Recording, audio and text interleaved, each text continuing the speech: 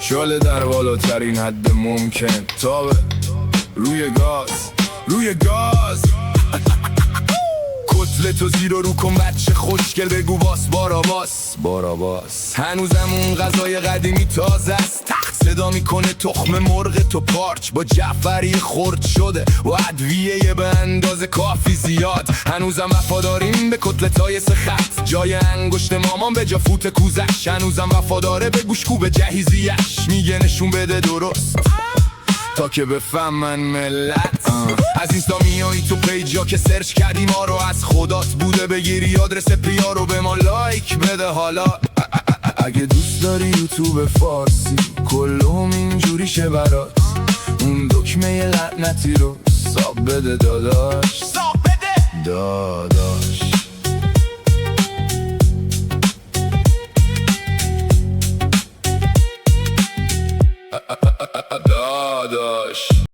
سلام خدمت همه دوستان عزیز، امیدوارم حالتون خوب باشه. به ویدیو کتلت سیب زمینی خوش اومدین. کتلت از اون غذاست که اسمش با یاد و خاطره همه مادرای عزیز گره خورده. برای همین منم از مامانم خواهش کردم این کتلت سیب زمینی رو درست بکنه و آموزش رو براتون بذارم. تو مرحله و سیب زمینی رو میشوریم و با یه بشکن آبپزشون میکنیم. یه بشکن بود کافیه. مرسی، متشکرم. تو مرحله بعد قدیمی ترین گوشکوبی که میشناسید رو پیدا میکنید و با شروع میکنید به کوبیدن سیب زمینی ها و کاملا اون رو له میکنید.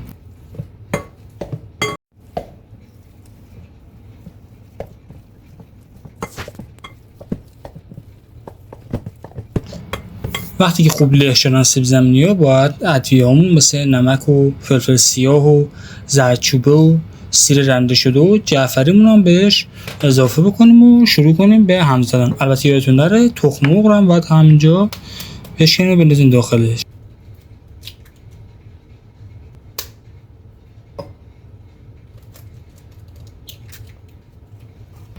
مواد رو حسابی هم میزنین تا خوب با هم دیگه ترکیب بشه و به این بافتی که آخرش بهتون نشون میدم برسه. هر موقع اینجا رسید دیگه با بریم سراغ مایتابه و گاز و بقیه داستان.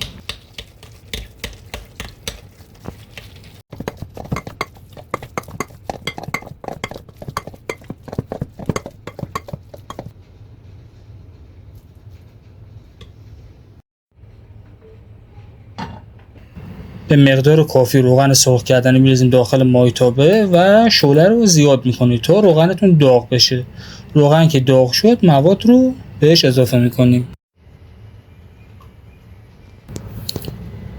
برای هر کتلت یه گلوله کوچولو ازش برمی‌داریم و به همین شکلی که دارید می‌بینید آمادهش می‌کنیم و می‌ذاریمش داخل مایتابه. باید صدای جلد و ولزش بلند بشه.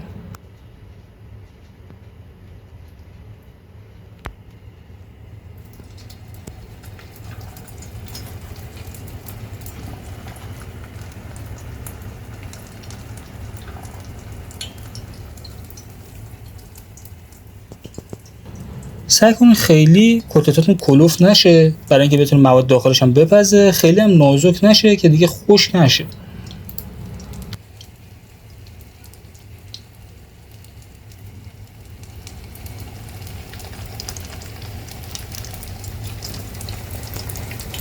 دهن آماده کردن این ویدیو داشتم فکر می‌کردم که چجوری میشه چند تا ماده ساده رو با هم دیگه ترکیب کنیم و چنین خروجی بی‌نظیر و خوشمزه بده.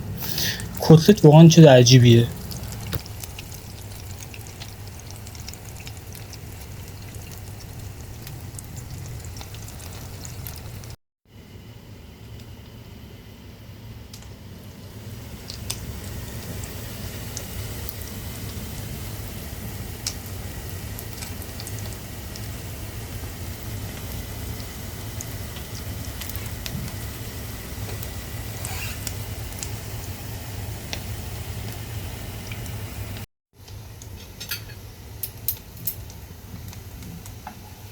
وقتی که یه سمت کتلتو به این درجه از سرخی رسید دیگه کافیه، باید برش کرد و طرف دومش هم به این اندازه سرخ کن.